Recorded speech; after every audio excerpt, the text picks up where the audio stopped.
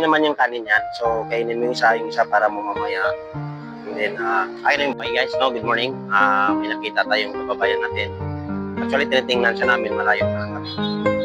Tinitingnan namin siya at alam na agad namin na dito. Kasi sanay na kami sa ganitong sitwasyon. Pag tulala yung tao.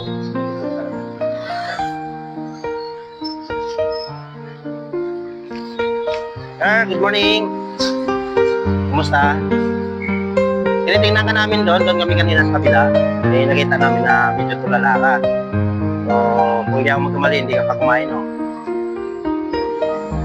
Ba't nandito ka nagtatambay, sir? Okay lang ba lagyan ka namin ng mic? Para marinig yung business mo. Isang mic lang. Okay. Ganito kasi, sir, kami nagpa-vlog kami. Ang hinahanap talaga namin yung mga kababayan natin na gaya niyan, yung walang makain. So, tinitingnan ka namin doon malayo. Na nakita namin na need mo talaga ng pagkain. Kasi nakikita ko, sabi ko, gutom ko eh. Kaya nilakita ko. So, sir, ano bang nangyari? Okay lang ba na?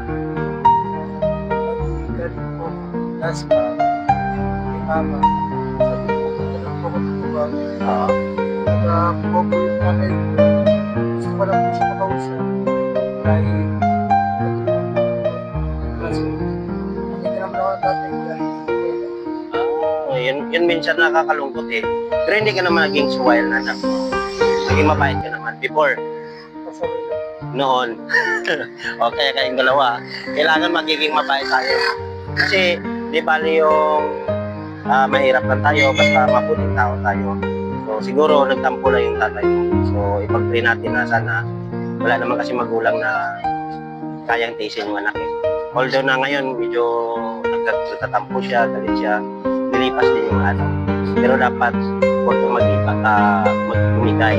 Tuloy-tuloy ka lang panunuyo sa kanya at humingi ng sorry. Lagi mo siya puntahan. Ipakita mo na serious ka sa pagiging ng sorry sa kanya, no? So, yun lang naman. Kasi ako, taga-imus rin ako. So, magkababayan pa tayo. Nakita ka lang namin kaya pinuntahan ka namin na. So, okay lang na sa social media tayo. Okay lang. Say hi tayo.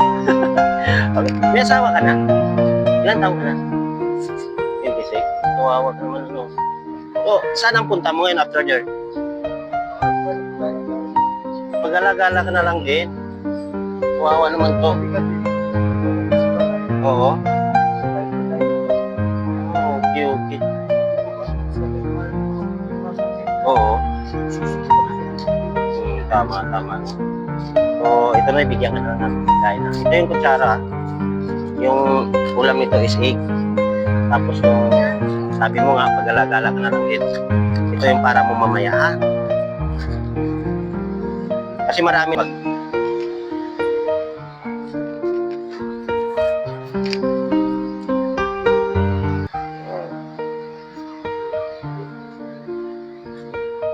pagpasensyahan mo na to, ha? Yan lang ang mapag namin sa'yo. Sana magkaayos kayo ng papa mo. Hindi porkit ganitong sitwasyon mo ay magiging huwag ka nang mangarap. Kumbaga, kailangan tuloy ka pa rin sa pangarap mo. Kailangan ipakita mo sa papa mo na nagkamali siya. Although na nagkamali ka before, ang tao naman ay may pag-asang magbabago. Basta pinakamalaga yung sa puso natin, ano? So, don't forget to pray. Always, every day. Bago tayo matulog, man lang. Tapos, yun. Sana patawarin yung papa mo, ha? Ayun, please, ha? Okay. Okay, guys.